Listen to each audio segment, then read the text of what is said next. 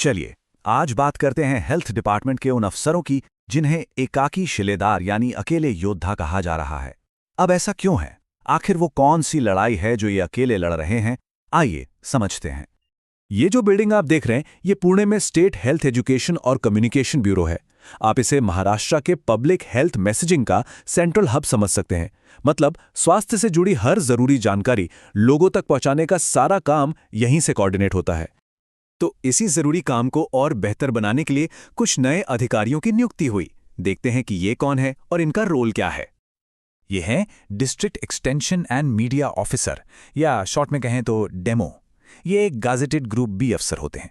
इनकी मेन जिम्मेदारी जिले के लेवल पर सरकारी हेल्थ स्कीमों का, जैसे कि वैक्सीनेशन प्रोग्राम्स का सही से प्रचार प्रसार करना है, ताकि वो हर किसी तक पहुंचे। और ये अच्छी बात है कि मार्च 2024 में महाराष्ट्र पब्लिक सर्विस कमीशन के जरिए ऐसे 38 अफसरों को अपॉइंट किया गया। हेल्थ केयर को जमीनी स्तर पर मजबूत करने के लिए ये एक बड़ा कदम था। पर कहानी में एक ट्विस्ट है। जी हाँ, ट्विस्ट ये है कि अफसर तो आ गए, लेकिन सवाल ये है कि उनकी टीम कहाँ है, और यहीं से इन अकेले योद्धाओं की असली कहानी शुरू होती है।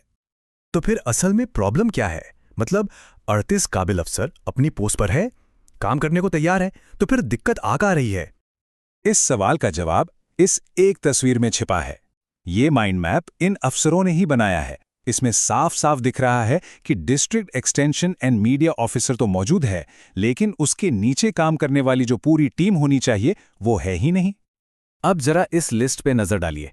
इन अफसरों को एक पूरी टीम को लीड करने के लिए हायर किया गया, पर उस टीम में health propagandist, artist, photographer, driver, clerk, peon, ये 7 की 7 पोस्ट्स खाली हैं। मतलब सेनापति तो भेज दिया, पर सेना है ही नहीं।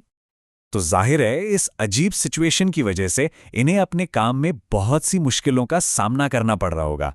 चलिए देखते हैं कि वो सबसे बड़ी रुकावटें क्या हैं। सबसे पहली और सबसे बड़ी प्रॉब्लम है अथॉरिटी की कमी।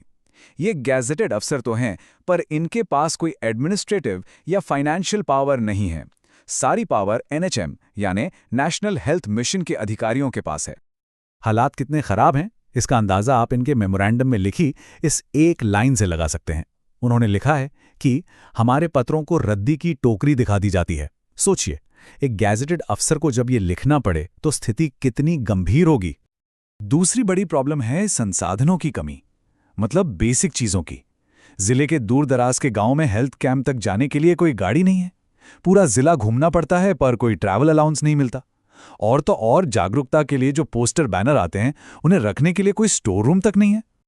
देखिए, किसी भी अफसर की उम्मीद होती है कि उसे सही ट्रेनिंग मिलेगी, करियर में आगे बढ़ने के मौके मिलेंगे। पर यहाँ असलियत क्या है?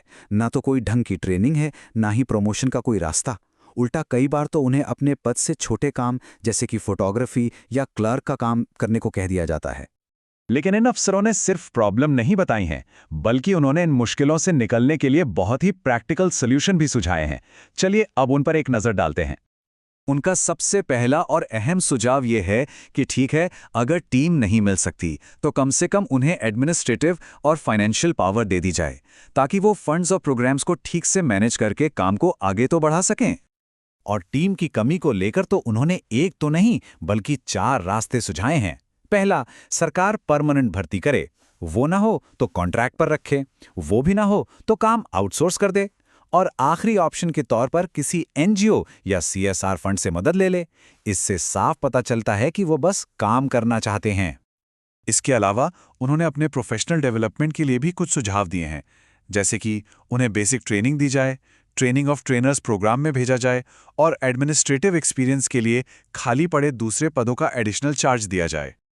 अब बातें हैं सबसे जरूरी सवाल पर। एक अफसर की टीम, उसका पावर, उसकी ट्रेनिंग, इस सब का आम लोगों की जिंदगी से क्या लेना देना है? ये हमारे लिए जानना जरूरी क्यों है? जरा सोचिए, सिस्टम के अंदर चल रही इस पूरी प्रॉब्लम का हमारी सेहत पर क्या असर पड़ता होगा? जवाब बहुत सीधा है।